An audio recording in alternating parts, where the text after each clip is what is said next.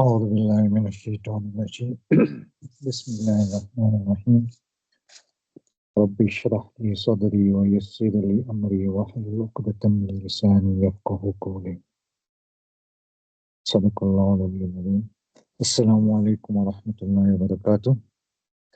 I welcome you to the 7th in our series on the basic Arabic grammar course.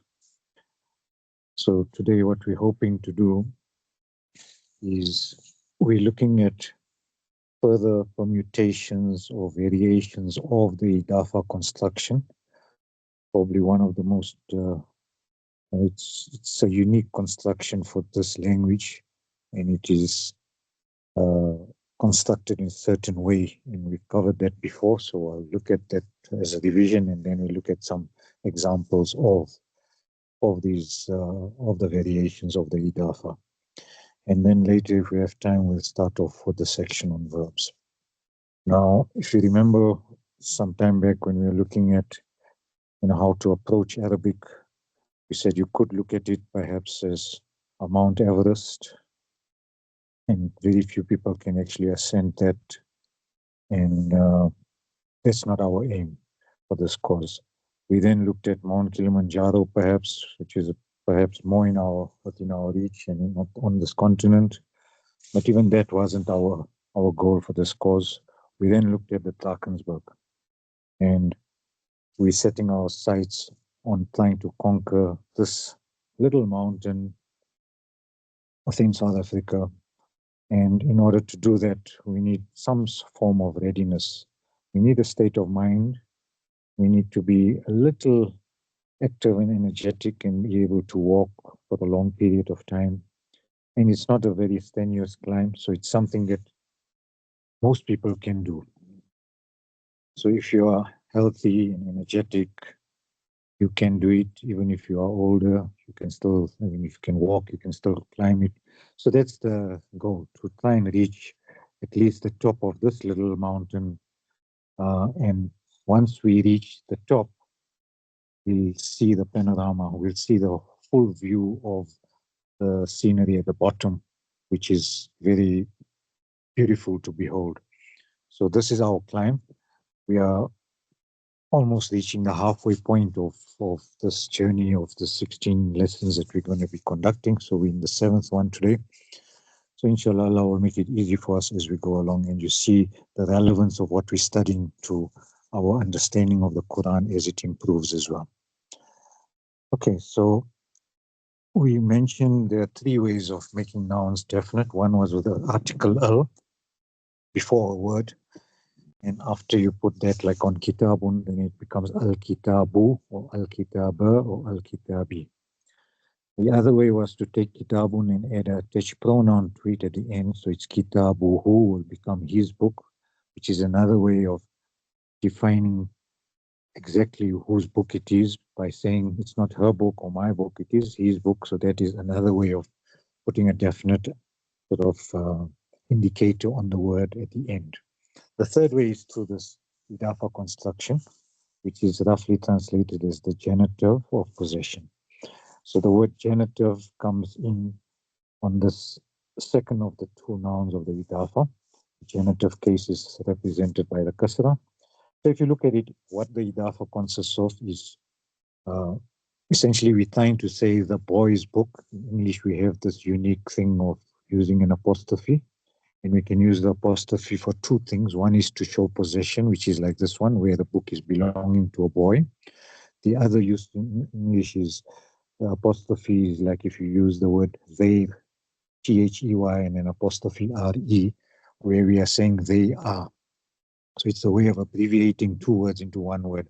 Now, we don't have this phenomenon of the apostrophe in Arabic. So what we have is to say it the other way, which is where you use the word of. So the book of the boy or the book belonging to the boy is the genitive construction in Arabic, and that's the way it's used. All right, so if you notice the 2 main features, the first word of the first noun here, there's 2 noun it doesn't have an L. Right? So that's the main feature of the first noun. It never has an L. But in terms of case, this Dhamma here, we said it can be either a Dhamma, depending on if it's a subject of a sentence, it can have a Fatha. If it is accusative, and if it appears after preposition, it can even be genitive. So, in other words, the first noun can take in three cases, either a U, a, or a E. The second word, the main feature of the second word is it's always genitive in case. That's why it's called the genitive of possession. Right?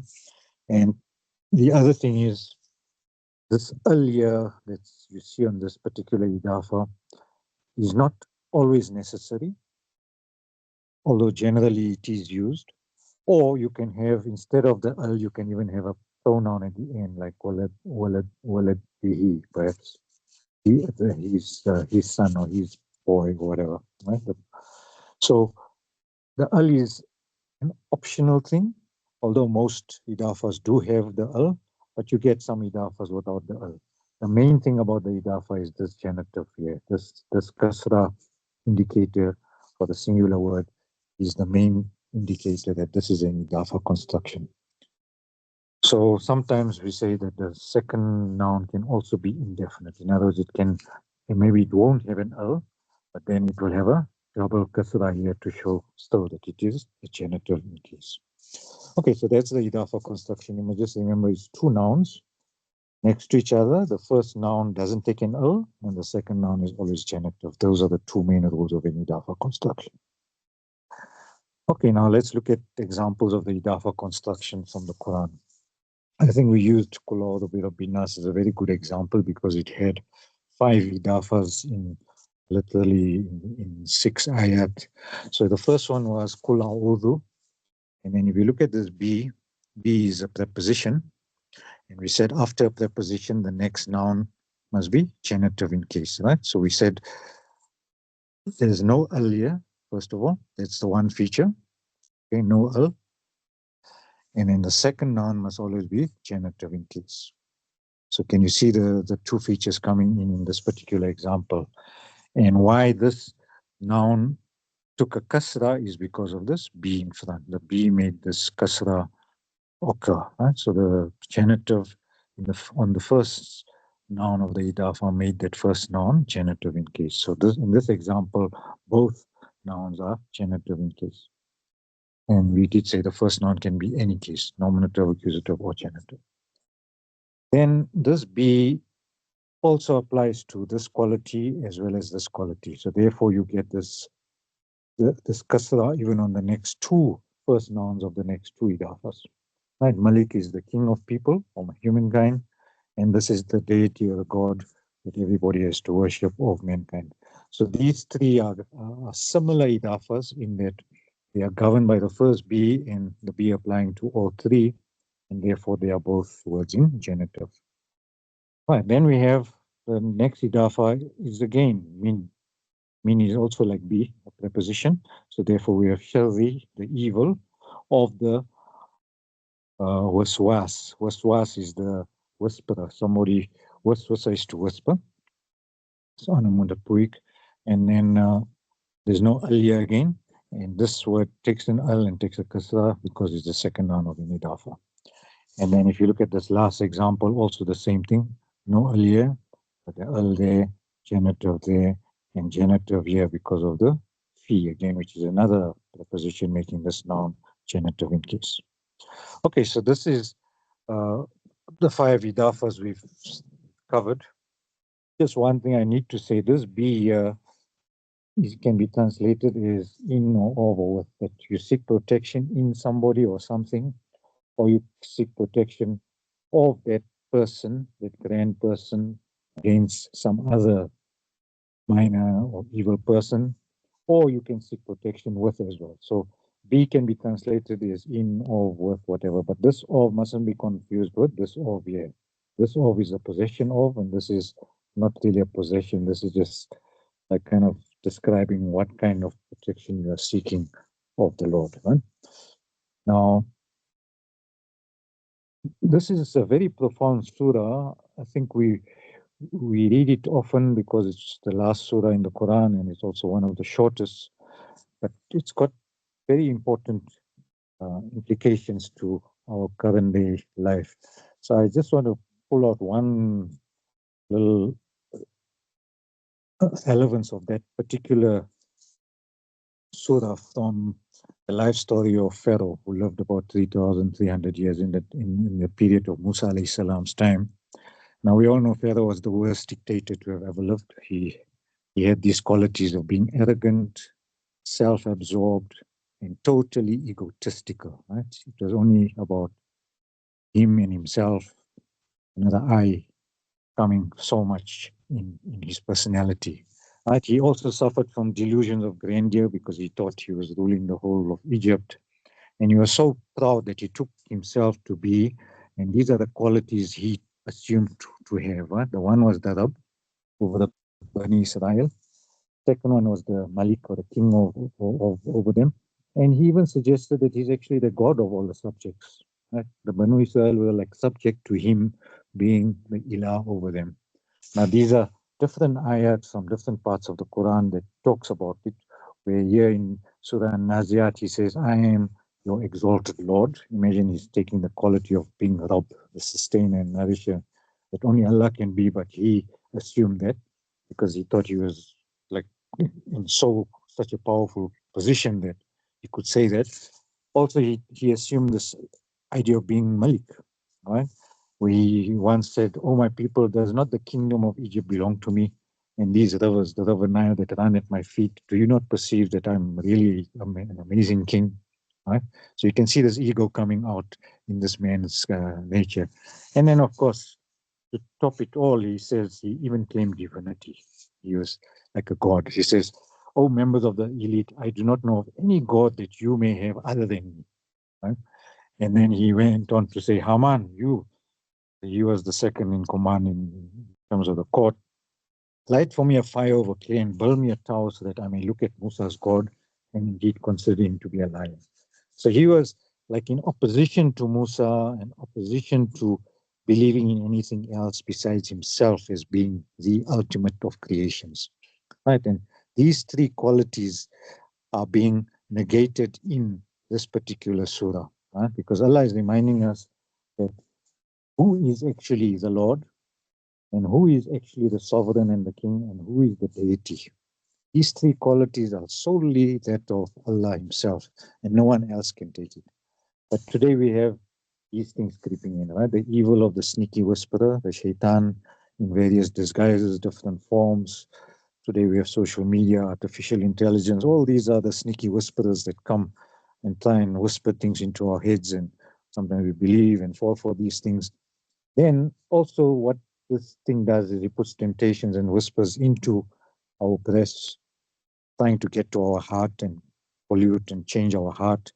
And these evil forces are from both the jinn, like the shaitan is one, and even you get human beings that are of this type of the evil jinn.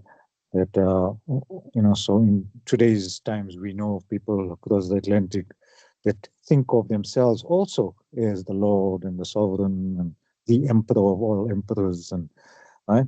So there's that group of people. Then you have others in the Gulf states as well who think themselves of being kings and amirs and all the rest of it, and also thinking like this.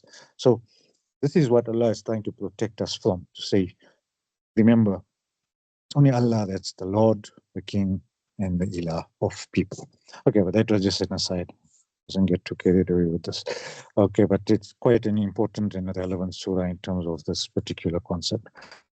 All right, let's come back to our lesson, which is further examples of the idafa construction. Here in Surah Laylat, in Anzalna, we have Fi Laylatil Qadr.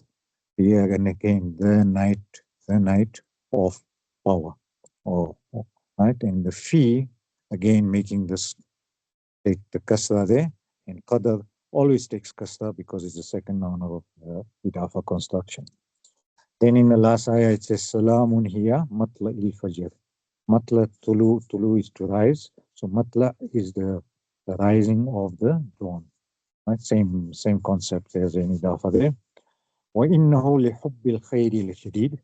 So surely or indeed, he is indeed avid or loves the wealth with shadid. Shadid is like intense love for something, right? So hubbil khair is another example of a idafa construction. This one in al-hakum al-takathuru, ilm al-yaqeen, right? The knowledge of certainty. Okay. Can you see the idafa here? There's no earlier. There is a earlier and there's a kasra there. Then this in alam tara has be ashabil fil, with the ashab is a plural of sahib. Ashab is friends or companions or compatriots of the army of the elephants, right? You notice in this surah, Allah doesn't dignify Abraha who tried to commit this heinous crime of trying to demolish the Kaaba, coming with his elephants from Yemen. He calls him, he doesn't mention his name at all in Alam Tara. In that whole surah of about 4 or 5 ayat, doesn't mention it. Instead, he talks of him by way of something else, which is like the soldiers and the army of the elephant, you know, that your Lord has actually dealt with this group of people, not even dignifying him by mentioning his name. Right, and in Lilaf Quraysh has got the same thing. The li in front is a preposition. Ilaf is the word here. You notice Ilaf is the first noun, and Quraysh is a proper noun, therefore it doesn't need to take an al, and Quraysh is specifically about the tribe of Quraysh. Okay, let's look at some more. إِذَا جَاءَ نَصْرُ اللَّهِ وَالْفَتْحِ. Here you have Nasrullah, the help of Allah. Right, so here it's a normal idafa, nominative there, genitive there. Then يَدْخُلُونَ فِي دِينِ اللَّهِ. Again, the fi makes this the kasra here, and this is the second noun of the idafa, دِينِ اللَّهِ. Then in Surah Lahab, وَامْرَأَتُهُ حَمَّالَةَ الْحَطَبِ, and his wife, the carrier. So this is Hammal is the carrier. One masculine carrying person is Hammal, and Hammalatun, this is a female version of a carrier. Hammalat al-Hatab.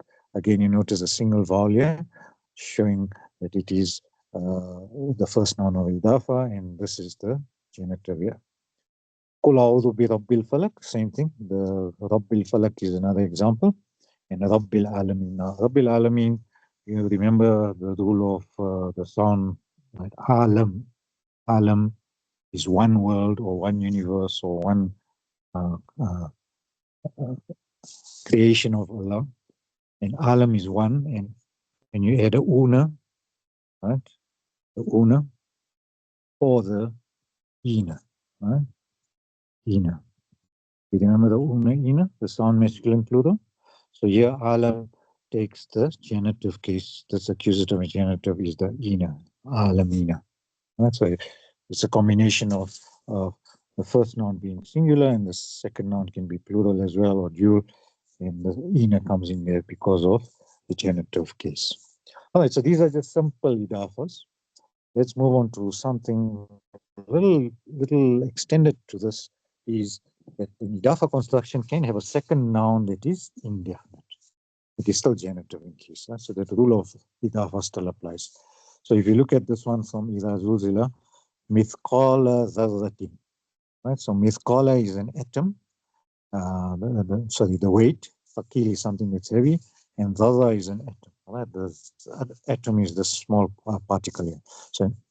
So if you have the weight of an atom of good, you will see it. So on that day of judgment, whoever's scales are going to be heavy, you're going to see it, and whoever's scales are light, you're also going to experience a punishment related to that light scale. So this is the one example of an idafa where the second noun is without the al. In this example as well, you notice there's no al on the second noun, but the idafa construction is still there. This is kasra because of the min, and ghasikin is indefinite because we said it can be indefinite, but it's still genitive. Likewise, in this last one, sharri hasidin, the evil of the envious one. Hasad is jealousy. Hasid is the one who is jealous, or the envious one. And there's the verb hasad. From there you get the word hasid, right? The person that does the action of being jealous or being envious. So here's another example of an indefinite second noun. All right, then we move on to other things like you can have an adjective or adjectives, one or many, describing one or both nouns, right?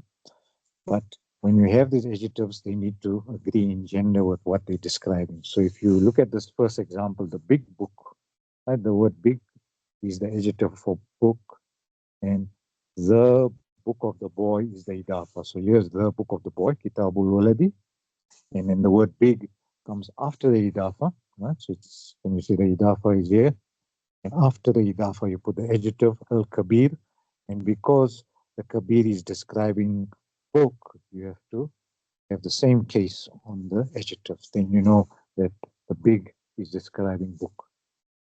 If you look at the second example, the book of the big boy, now the word big is describing boy. So the idafa is the book of the boy still, right? So Kitabul Waladi is still there.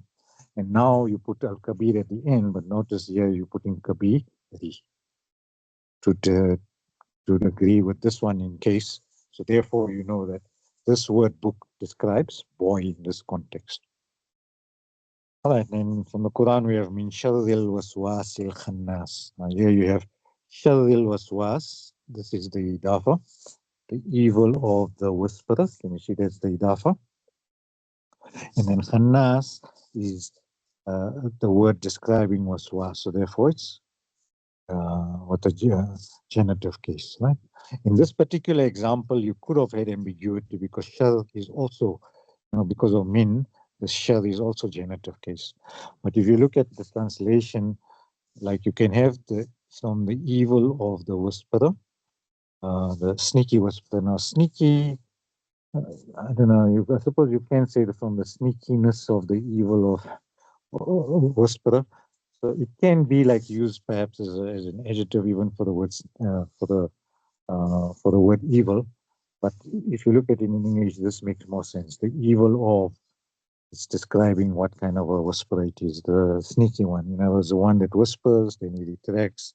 He whispers again after a while, he retracts. He like it comes in and out in terms of what suggestions is making to you to try and convince you to do evil. Right? So this is the evil of the shaitan, the way he works.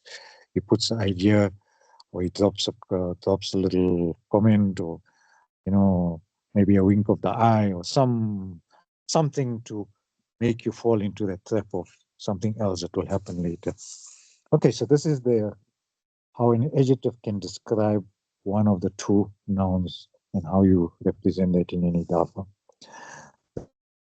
Then look at when your conjunction comes before the final noun. So normally there's this is the normal standard idafa, right? So you can have where you want to put the third, like two things here. One, and maybe number three, right? How do you do this? So the first noun and the last noun form the idafa. So if you look at this one, when we greet each other, we say assalamu alaikum, and then you use this phrase wa rahmatullahi wa barakatuh. Right? Now here what it means is the mercy and blessings of Allah. Right? The mercy of Allah, that's the idafa there. Can you see the mercy of Allah? And then you add that second one, and blessings in this way, and his blessings. Right? So you have to add the such pronoun and put that other noun at the end with the word inside. Right? So this is the unique way of putting two nouns that describe one person's quality. Right? So the mercy of Allah and the blessings of Allah, we change it to this format in Arabic to convey that meaning. Same way, if you want to say the book and the pen, two things belong to the boy, we change it to the book of the boy, there's idafa, okay? And then you add wa kalamuhu is the second noun added at the end. Okay, then another permutation is that we can have a third noun linked to either the second or the first of the idafa, which gets added with the word as well, right? So the first noun and second noun form the idafa. So if you look at this rihlat al-shita'i wa sayf as an example, the journey of the winter and the summer. So here's the idafa, rihlat al-shita'i. Okay, that's the idafa. And you notice the word coming in, and then because it's another season, you're adding the sayf, and this has to be genitive in case because it's agreeing with the second noun of the idafa. Hmm. Another example, إذا جاء نصر الله والفتح. Here's an example where the case now agrees that way, right? Where the Nasr and the Fath will come soon. Now this is in إذا جاء نصر الله. If you remember the seerah of the Prophet, the history of his biography, about I think about 1 or 2 years before the final Fatih Makkah happened, the conquest of Makkah, this particular surah was revealed, giving comfort to the Muslims, that nascent group, that small group of people, saying, when will the Nasr of Allah come? And and when will our condition change from being persecuted and being fought against and all the rest of it? And Allah confirms in this ayah, إذا is when, right?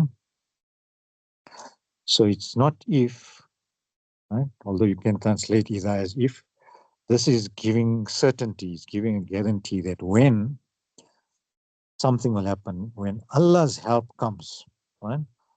The help of Allah will come, then what will happen is it will result in your victory or the conquest or the taking over of Makkah as the final cherry on the cake of the prophethood of Prophet Muhammad. Okay, so here's an example also of, you see that were coming in to join, two ideas to the first noun of an idafa in this particular example. All right, then we have an idafa has no word between the two idafa nouns. So this word and this word, normally there's no word in between. But here in this example, the Quranic example, we have an exception, and this is just for emphasis. Because this house, although it's the house and we know it to be the Kaaba, as it were, but Allah is saying that it's not just an ordinary house. It's like a double definite. The al is there, but hada is emphasizing that it's this specific house that's unique, the Kaaba. Right? So let them worship the Lord of this particular house. So this is just an example where an emphasis is placed on one of the two nouns of an idafa, and it can come in between an idafa as well. Also, just some general observations. These names, Musa and Isa, these remain the same spelling. So you don't have a un, an, in, or even a u, or the e as case endings on these. Right. This one remains Musa. Isa remains Isa, and notice this is an alif here, right? With the ya without dots, so it's pronounced like this alif as well. So it's just spelled that way, Musa and Isa. Okay, then we have other unique names like Yusuf, Makkah, Ramadan, Shaban. These words are proper nouns, referring to a name of a person or a month or a place. So it doesn't take an al, but the unique thing is it takes only two case endings. This for nominative, and then accusative and genitive is the one thing, which is just the right? So if you look at this idafa construction here, notice this is the first noun. There's no al here, but one single vowel, right? That's the first noun, and you notice the second one is supposed to be genitive. So what we know about Yusuf is the accusative and genitive takes a fatha, doesn't take a kasra on this particular name. Right, likewise, Shahru Ramadana unzila fi Quran and all of this. So that particular ayah, you notice here the same thing, Ramadana. You don't say Ramadani. Right? It's not possible to have a kasra here, like on Yusuf as well. You can't have a kasra. All right, and then the last unique one is Makkah al-Mukarrama, because this is the blessed Makkah. This is an adjective of a noun, right? So this is not an idafa construction. Remember, idafa is only two nouns, one next to each other. So this is Makkah, and al-Mukarrama has to agree in case with Makkah. Right? So it depends on how if there's a fee here, then it will be fee Makkata al-Mukarramati. Right? Because we said it only takes u or is also for genitive, right? So makkati, makkata, and then here al-mukarrama, t is possible because then it agrees in gender. This is with the fatha because it's genitive, and this is with the kasra because this is genitive. The al mukarrama, this is a normal three, you can have u, and e on the adjective, but here you can have only a u and a possibility on the first one. Okay, and we're almost there. They're just looking at two more. The book of the boy of the school. Now, this is what we call a double idafa. Right? So you have the book of the boy. You see, that's one idafa. So there's the book and there's of. So it's one thing belonging to the boy. And then if you look at this part here, the boy of the school is another idafa. There's definite, there's of again, there's a definite there. Now, how do you express a double idafa? You break it up into the two idafas. So you say the book of the boy and in the boy of the school. That's to understand where the two idafas come in. Now, how you say it in Arabic? This one here, you're saying it is kitabu. Now, normally you'll put a word al here, right? Al-waladi. Now, why the al is not in this particular first idafa is because this walad serves two functions. It's both the second noun of the first idafa as well as the first noun of the second idafa. And you see that it plays a dual role. So what happens here is to express that anomaly of the fact that it has to play two roles, what we do is we change this to no al here because the second idafa mustn't take an al, right? And secondly, case can be any case. So here we're making it one kasra because this kasra has to be for that idafa, the genitive there. And then of the next one also is waladi al-madrasati. Can you see that's idafa there, the book of the school, the boy of the school, sorry. Okay, so that's just looks a bit complex, but it's easy to understand that the word boy is both the second noun of a first idafa, the first noun of the second idafa, and therefore we have this unique composition. Likewise, in Surah Al-Fatiha, we have this double idafa there as well. Master of the day of judgment. Can you see master of the day is one idafa, and the day of judgment is the second idafa. Same rule here. Maliki, and then you expected an al here, but there's no al because this noun is also the first noun of an idafa here. So therefore there's no al here, right? And this one is genitive because it has to be genitive for this idafa. This for the second idafa, this can be any case. This one here, and this one is genitive here. So this rule applies perfectly for both these examples that you see, right? Where you can have a double idafa, two in one, as it were, but expressed in this way. Okay. All right, and this is another one. Note, there's a lot of Arab names that start with Ab, like Abu Yusuf, Abu Faisal, or whatever. Now, Ab can appear in all three cases with an added waw, alif, or ya. So, Abu, when you say Abu, you add this waw as well. With the Dhamma, you add a waw, so that makes it nominative in case. Or you can have an alif to an accusative case, Aba. With this fatha, to show accusative, then you add an alif. Or if you want to show genitive, you say Abi. Right? So Ab can be Abu, Aba, or Abi, and then the name of the boy or the name of the daughter, whoever the father is of. Right? Then likewise, even the word Abd means a servant or a slave of. Right? And normally you use Abdul Majid, Abdul Rahim, Abdul Ghaffar, Abdul Razak. All those 99 attributes of Allah can fit in this particular. This is also an idafa construction. You can see this is the first word. There's the of, and then the Rahman or Razak coming in at the end. Right? So this, now why this is important is I'm going to show you this one in Tabbat, which is quite a nice example. The first ayah says, Tabbat yada Abi Lahab wa Tab. So this is a verb. Yadun, is one hand. Right? If you want to make it dual, you make it yadani or yadaini. Remember the rule of dual, ani and ini, right? Yadani, yadaini is the dual. Okay? And Abu, we said Abu can be Aba or Abi as well, right? There's Abi there, Abi. And then Lahab is the name of the person, Lahab. Now, this very same rule that we're talking of here applies to this perfectly, where Allah starts off that ayah by saying, he's using the verb tabba. Why is it tabbat yada? Yeah, why is it the ta or the sukun? Because it's feminine, right? He makes the tabba feminine by making it tabbat. And why is it feminine?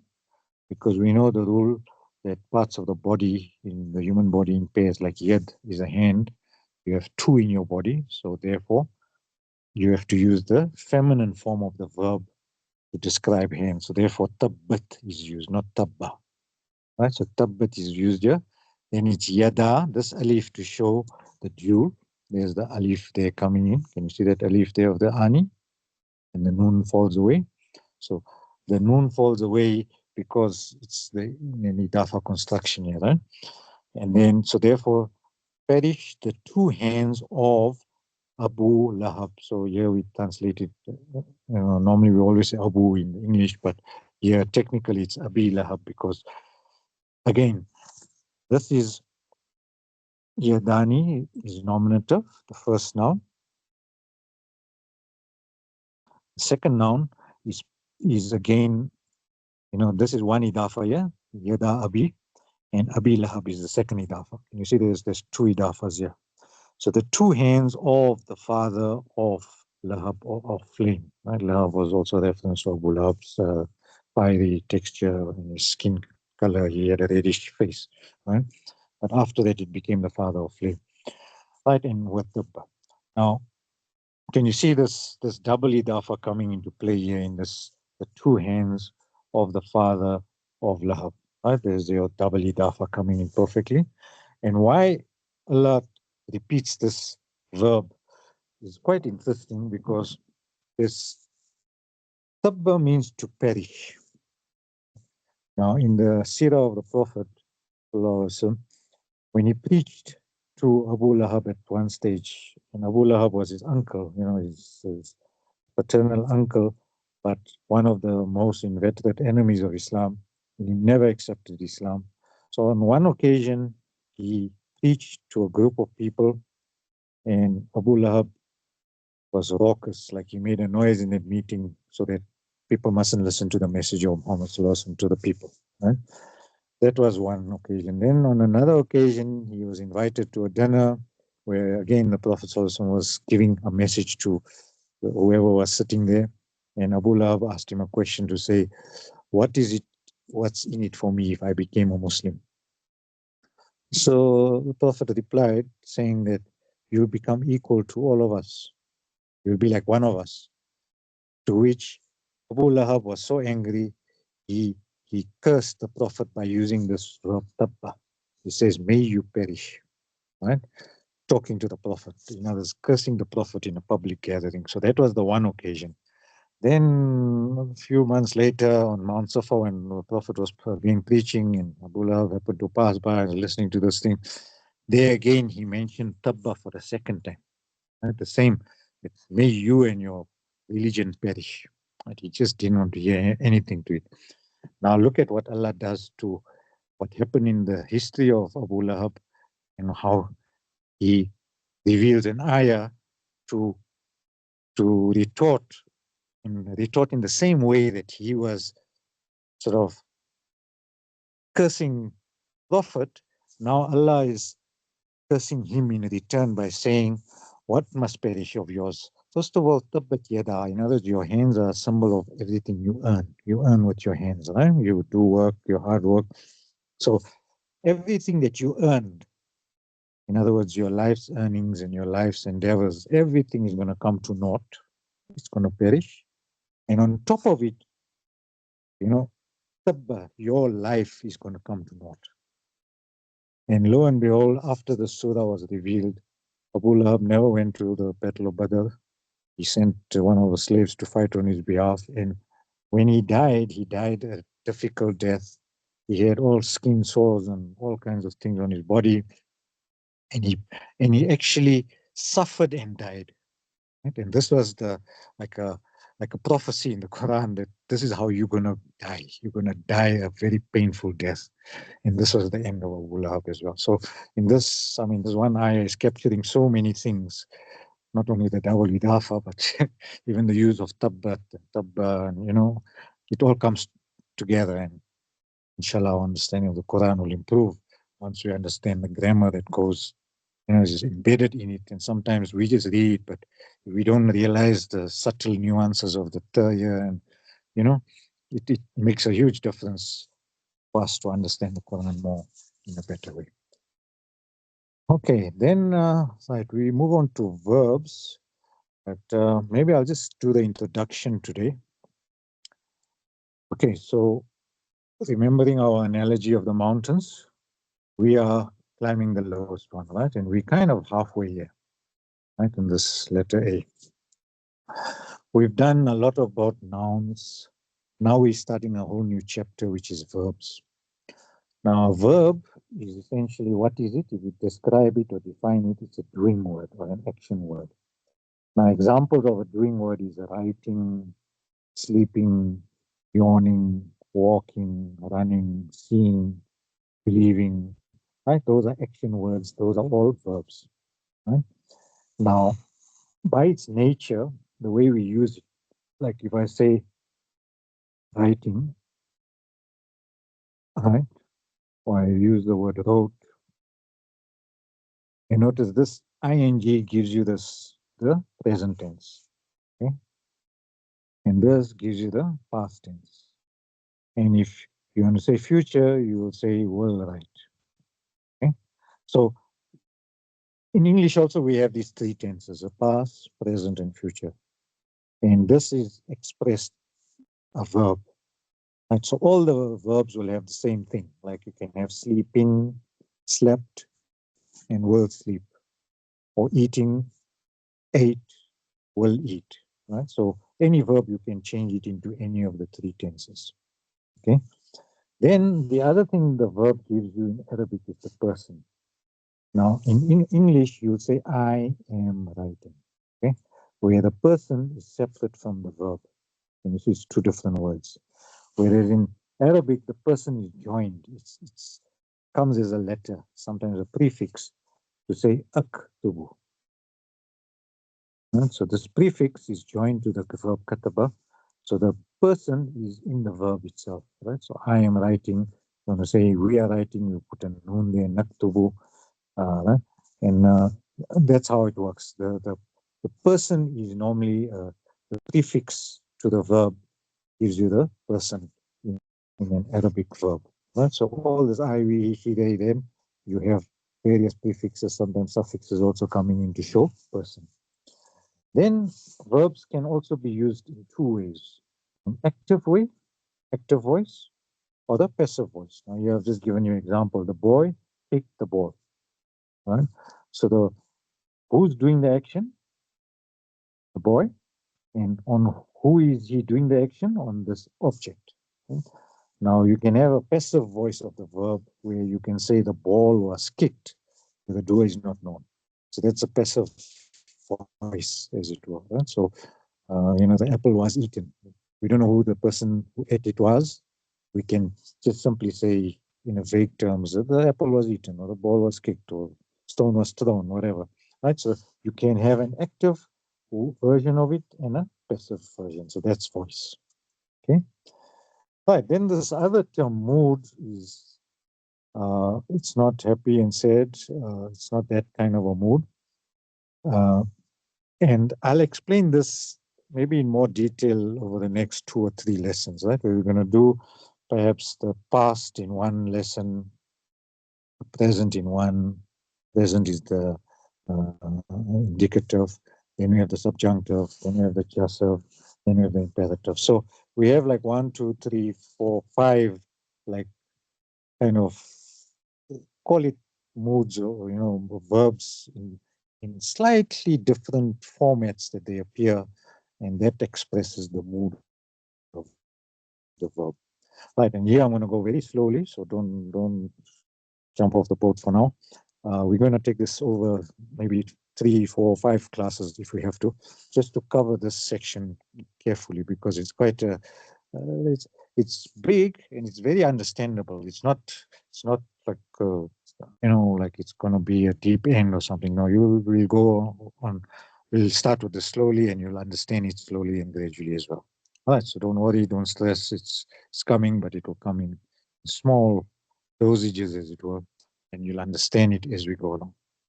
All right, and the last thing that the verb does is it also appears in different forms, right? In form 1 to 10. So in other words, it has a form 1 version, some will it have a form 2, a 3, a 4, 5, 10, 6, 7, 8, 9, 10, right? So not every verb has got all 10 forms. Sometimes it just has a one form, sometimes maybe 2 or 3 forms, sometimes 4 or 5 forms. It will never have all 10, okay? But each form, again, is very identifiable with prefixes and infixes and suffixes. And that also I'll show you maybe over 2 or 3 lessons. So don't stress over that as well.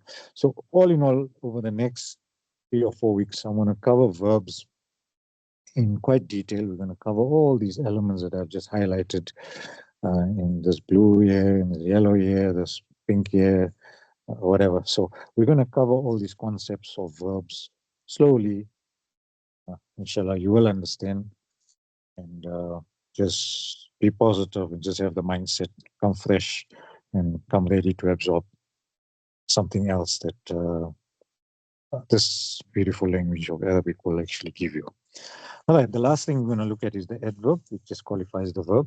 So it just gives the verb added meaning. For instance, how the action was done. And it could be like quickly, slowly, nasally, lazily, happily, sadly, well, thoroughly, timelessly, etc. Mostly it's LYs, can you see? Where adverbs tell you something that you've done in a certain way. All right, so I think we'll stop there and see you at the next lesson, inshallah. And with Wal-Asr, Bismillah ar-Rahman ar-Rahim. Wal-Asr, inna al-insana lafi khusr, illa alladhina amanu wa amilu s-salihat, wa tawasaw bil-haqq, wa tawasaw bis-sabr.